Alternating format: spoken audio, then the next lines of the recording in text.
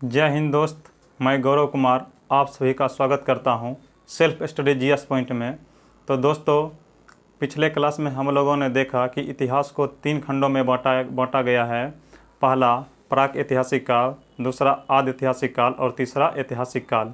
ऐतिहासिक काल में साहित्यिक स्रोत के आधार पर हम लोग अपने इतिहास के बारे में जानकारी प्राप्त लेते हैं। उसमें ऋग्वेद आते हैं, यजुर्वेद आते हैं, सामवेद आते हैं तथा अथर्ववेद आते हैं।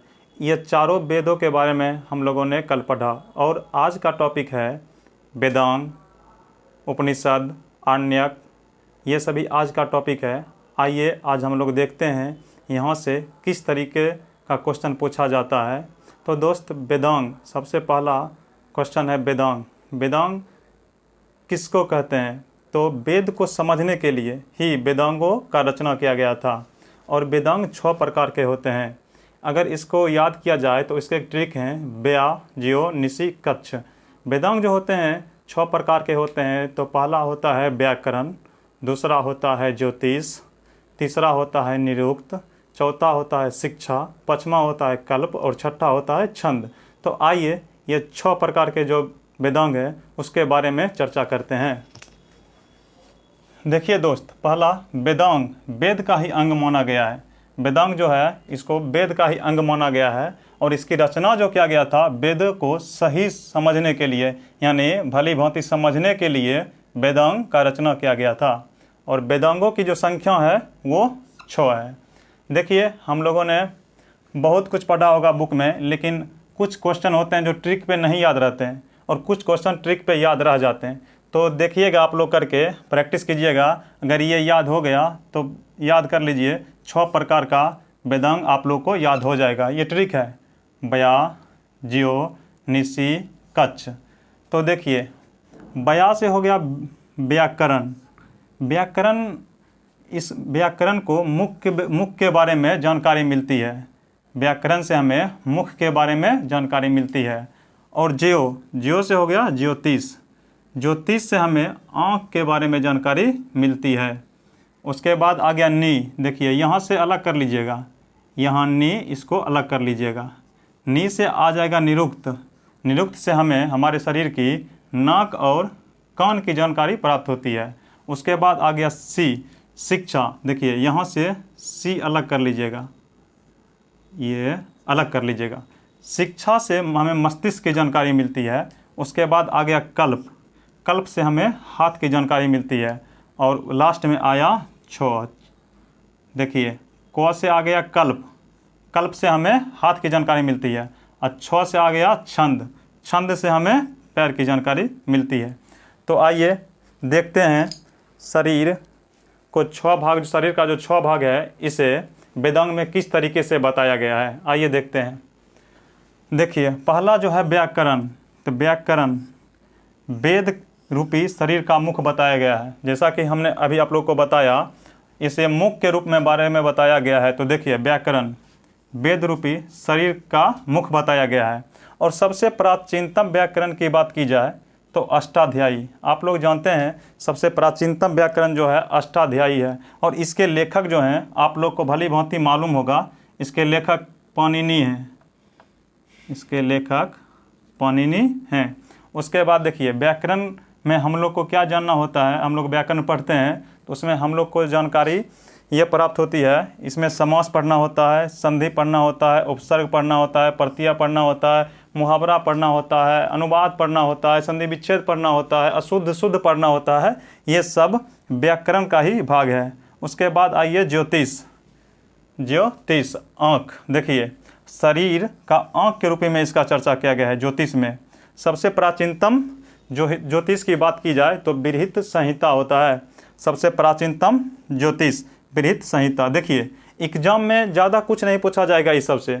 एग्जाम में इससे 2-4 टॉपिक है, उसको देख लीजिए ठीक से, 1 लाइनर ठीक से देख लीजिए। अगर एग्जाम में क्वेश्चन आया तो छूटेगा नहीं, क्योंकि यहाँ से ज़्यादा क्वेश्चन उठाए नहीं जाते हैं।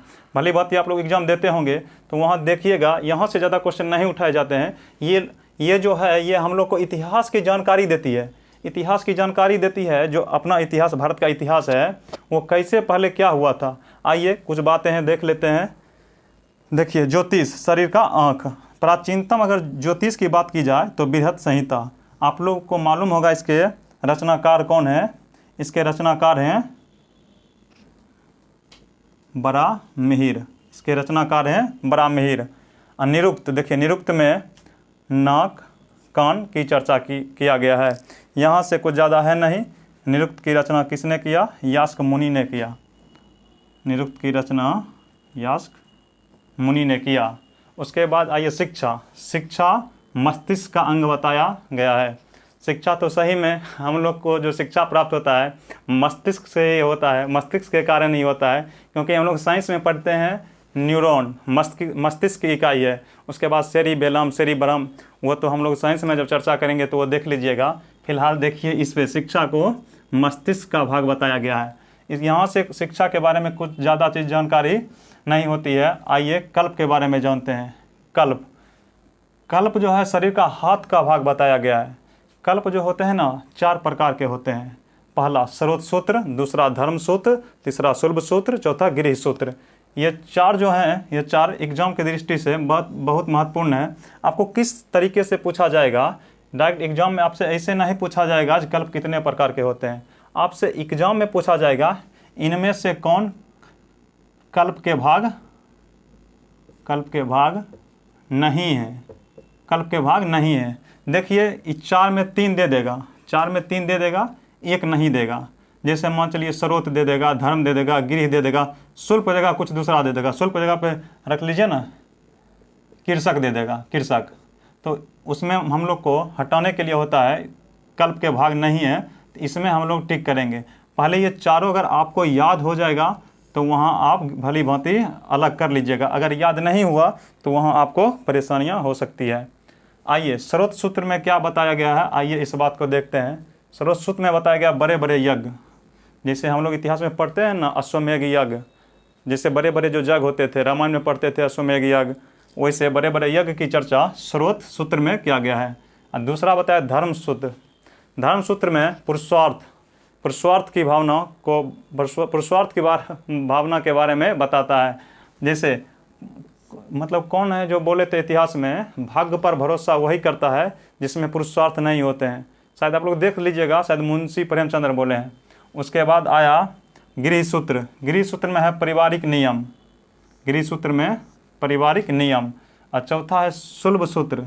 शुल्ब सूत्र में है ज्यामितीय विधि से बनाए गए यज्ञ कुंड। जैसे यज्ञ में देखते होंगे ज्यामितीय विधि से जो बनाया रहता है यज्ञ कुंड, उसका चर्चा शुल्ब सूत्र में किया गया है। देखिए ज्यामितीय विधि से, यहाँ देखिए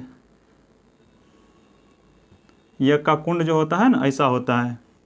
तो ऐसा जो फिगर का जो प्रमाण मिलता है वो हमें शुल्ब सूत्र से मिलता है। उसके बाद आते हैं छंद में। छंद में हमें पैर के बारे में बताया गया है। तो देखिए यहाँ से वेदांग का 6 भाग में क्या क्या बताया गया है भली भांति हम लोग देख लिए। अब आते हैं उपनिषद की ओर। उपनिषद है क्या? सबसे पहली बात, उपनिषद कहते किसको हैं? जहाँ भी आप लोग पढ़ते होंगे, टीचर जो आपको पढ़ाते होंगे, शिक्षक जो आपको पढ़ाते होंगे, उनके समान आप बैठ के रहस्यमय ज्ञान जो प्राप्त करते हैं उसी को कहा जाता है उपनिषद। तो आइए उपनिषद की संख्या कितनी है? 108 है। उसमें प्रमाणिक है 13, 95 जो हैं वो अप्रमाणिक हैं। आइए उस सब के बारे में चर्चा करते हैं। देखिए उपनिषद का अर्थ है गुरु के समक्ष बैठकर रहस्यमय ज्ञान प्राप्त करना। भारतीय दर्शन का जन्म स्थल, हाँ अच्छा क्वेश्चन है। देखिए इस क्वेश्चन को नोट्स कीजिएगा। भारतीय दर्शन का जन्म स्थल पूछे तो उपनिषद को ही कहा जाता है। क्वेश्चन एग्जाम में आएगा, भारतीय दर्शन का जन्म स्थल किसे माना गया है? ऑप्शन में रहेगा उपनिषद, पुराण, वेद, वेदांग, लेकिन इसका आंसर जो होगा सही होगा उपनिषद। इसकी संख्या जो है 108 है। उपनिषद की संख्या 108 है, जिसमें प्रमाणिक जो है वो मात्र 13 है। बाकी बात जो बचते हैं 95 वो सब प्रमाणित नहीं हुए हैं। देखिए हम लोग का जो राष्ट्रीय वाक्य है, यानी भारत का जो राष्ट्रीय वाक्य है सत्यमेव जयते, यह भी उपनिषद का ही भाग है, मुंडोपनिषद का। मुंडोपनिषद से मतलब लिया गया है सत्यमेव जयते। एग्जाम में आपसे पूछे जाएंगे भारत का राष्ट्रीय वाक्य सत्यमेव जयते कहाँ से लिया गया है, तो मुंडकोपनिषद से। देखिए अगर ये पूछेगा यह किस वेद का भाग है, तो यह अथर्ववेद का भाग है। ये भी क्वेश्चन अच्छा है, थोड़ा देख लीजिएगा, ये क्वेश्चन थोड़ा अच्छा से नोट्स कीजिएगा। मुंडकोपनिषद किस वेद का भाग है? अथर्ववेद का भाग है। अब आइए आर्णक। आर्णक से ज़्यादा क्वेश्चन पूछे नहीं जाते हैं, ये दे दिया है। ब्राह्मण साहित्य में आर्णक भी आता है, तो थोड़ा जान लेते हैं, यहाँ से कुछ क्वेश्चन ज़्यादा आते नहीं हैं। देखिए, इसका जो रचना है जंगल में हुआ था। प्राचीन समय में जंगल में बहुत कुछ होता था, ज्ञान की प्राप्ति भी जंगल में ही होती थी। इसका रचना जो है जंगल में ही हुआ था। इसका जो विषय वस्तु है आर्ण्यक का, आध्यात्मिक चिंतन है। आध्यात्मिक चिंतन, आध्यात्मिक मतलब क्या हुआ? आध्यात्मिक मतलब हुआ जहाँ आप बैठ के अध्ययन कर रहे हैं, मानसिक शक्ति जो होती है उसको चिंतन बोला जाता है, वो उसका विषय वस्तु है आध्यात्मिक एवं चिंतन। देखिए, आर्ण्यक जो है ना 3 वेद में पाया गया है। आर्ण्यक 3 वेद में पाया गया है, समझे। इसका हो जाएगा ऋग्वेद, इसका यजुर्वेद, इसका सामवेद। सामवेद, यजुर्वेद और ऋग्वेद तीनों के आर्ण्यक ग्रंथ हैं, लेकिन अथर्ववेद का कोई आर्ण्यक ग्रंथ नहीं है। अब आइए आते हैं पुराण के बारे में। पुराण की संख्या 18 है। पुराण की संख्या 18 है। एग्जाम में पूछे जाएंगे पुराणों की संख्या, सबसे प्राचीन पुराण। अब प्राचीन भारतीय वंश के बारे में पूछा जाएगा। प्राचीन भारतीय वंश के बारे में पूछा जाएगा, जैसे सतवाहन वंश की चर्चा किस पुराण में मिलती है, गुप्त वंश की चर्चा किस पुराण में मिलती है, मौर्य वंश की चर्चा किस पुराण में मिलती है। तो वो हम लोग आगे चर्चा करेंगे। यहाँ पे पुराण से कुछ टॉपिक हैं वो देख लेते हैं, ज़्यादा कुछ विश्लेषण हम करेंगे जब आगे की क्लास में जाएंगे। सभी वंश के बारे में बताएंगे तो बहुत कुछ बताएंगे। तो देखिए, इसकी संख्या जो है 18 है। इसकी रचना किसने किया? पुराण की रचना किए थे लोमस ऋषि एवं उसका पुत्र जो था उग्रशर्वा, दोनों मिलके पुराण की रचना किए थे। सबसे प्राचीन पुराण की बात की जाए तो मत्स्य पुराण था, जिसमें विष्णु के 10 अवतार के बारे में बताया गया है। देखिए, क्वेश्चन पूछेगा विष्णु के 10 अवतार के बारे में किस पुराण में बताया गया है, तो इसका आंसर होगा विष्णु के 10 अवतार के बारे में मत्स्य पुराण में चर्चा की गई है। उसके बाद आपसे क्वेश्चन पूछे जाएंगे सतवाहन वंश जिसका संस्थापक सिमुख था। आगे की क्लास में हम लोग ये सब करेंगे। उसका चर्चा किस क्लास में किया गया है, तो उसका चर्चा मत्स्य पुराण में किया गया है। अगर पूछे गुप्त वंश का चर्चा किस पुराण में किया गया है, तो गुप्त वंश का चर्चा वायु पुराण में किया गया है। और वहीं से पूछे मौर्य वंश का चर्चा किस पुराण में किया गया है, तो मौर्य वंश का चर्चा विष्णु पुराण में किया गया है। तो हालांकि देखते हैं, देखिए यहाँ से ये फैक्ट आप अच्छा से नोट्स कर लीजिएगा, काहे कि ये सब क्वेश्चन बारी बारी से पूछे जाते हैं।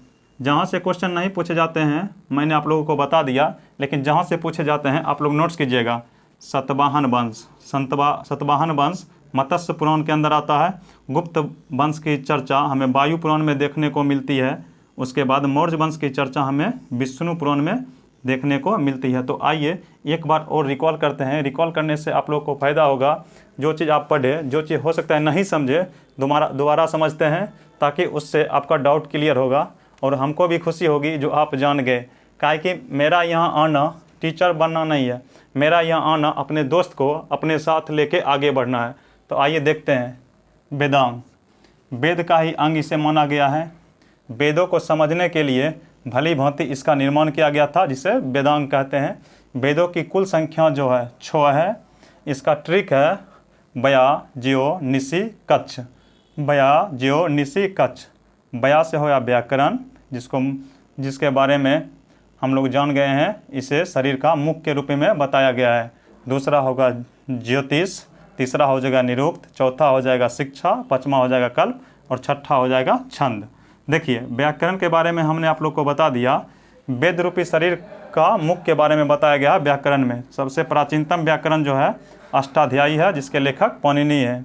देखिए, व्याकरण में ही हम लोग को पढ़ना होता है समास, संधि, उपसर्ग, प्रत्यय, शुद्ध अशुद्ध, सब कुछ हमें व्याकरण में ही पढ़ना होता है। उसके बाद है ज्योतिष शरीर का आँख। देखिए, ज्योतिष होता है ज्योति मतलब होता है प्रकाश, समझे। तो आँख से ही मतलब किसी भी चीज़ को देखने के लिए, किसी भी प्रकाश या अंधेरे को देखने के लिए आँख की जरूरत होती है। इसीलिए देखिए यहाँ से समझिएगा, ज्योतिष शरीर का आँख। प्राचीनतम ज्योतिष बृहत संहिता, जिसके लेखक थे बराहमिहिर। देखिए, ये सब क्वेश्चन फैक्ट रहेंगे, ये सब क्वेश्चन पूछे जा सकते हैं। प्राचीनतम ज्योतिष की बात की जाए तो बृहत संहिता, और प्राचीनतम व्याकरण की बात किया जाए तो अष्टाध्यायी। अब आगे देखते हैं निरुक्त में नाक और कान। इसका रचना जो किए थे यास्क मुनि किए थे। देखिए शिक्षा शरीर रूपी मस्तिष्क का भाग किया गया है। कल्प में हाथ, ये 4 प्रकार के होते हैं। स्रोत सूत्र, बड़े बड़े यज्ञ की चर्चा। धर्म सूत्र, पुरुषार्थ की चर्चा। गृह सूत्र, पारिवारिक नियम। चौथा शुल्भ सूत्र, ज्यामितीय विधि से बनाए गए यज्ञ कुंड। और छंद, पैर। उपनिषद का अर्थ है गुरु के समक्ष बैठ के ज्ञान की प्राप्ति करना, यानी गुरु के समक्ष बैठ के आप लोग जो पढ़ रहे होंगे उसे उपनिषद कहा जाता है। आगे देखते हैं, भारतीय दर्शन का जो जन्म स्थल है उपनिषद से ही मिलता है। इसकी संख्या 108 है, प्रमाणिक 13 है और प्रमाणिक 95 है। राष्ट्रीय वाक्य जो है सत्यमेव जयते उपनिषद से ही लिया गया है। पत्र पूछेगा किस उपनिषद से, तो मुंडकोपनिषद से। और मुंडकोपनिषद की जानकारी कहाँ से मिलती है, अथर्ववेद से मिलती है। आरण्यक, देखिए आरण्यक के बारे में जानते हैं। इसकी रचना जंगल में हुई थी। इसका विषय वस्तु आध्यात्मिक एवं चिंतन है। इसका मतलब आरण्यक 3 वेद के आरण्यक है, लेकिन अथर्ववेद का कोई आरण्यक नहीं है। तो आइए देखते हैं पुराण के बारे में। इसकी संख्या है 18। रचना लोमस ऋषि एवं उसका पुत्र उग्रशर्वा। सबसे प्राचीन पुराण जो थे वो मत्स्य पुराण थे। विष्णु के 10 अवतार मत्स्य पुराण में ही बताए गए हैं। और प्राचीन वंश सतवाहन वंश, गुप्त वंश और मौर्य वंश, ये जो वंश हैं इसकी चर्चा सतवाहन वंश की मत्स्य पुराण में, गुप्त वंश की वायु पुराण में, मौर्य वंश की विष्णु पुराण में। तो दोस्त आज समझ गए आज यहाँ से कैसा क्वेश्चन आता है। हमने भली भांति बोर्ड पे लिख दिया है, आप लोग थोड़ा ठीक से देख लीजिएगा। और मिलते हैं आगे की क्लास में। All the best. जय हिंद। Thank you.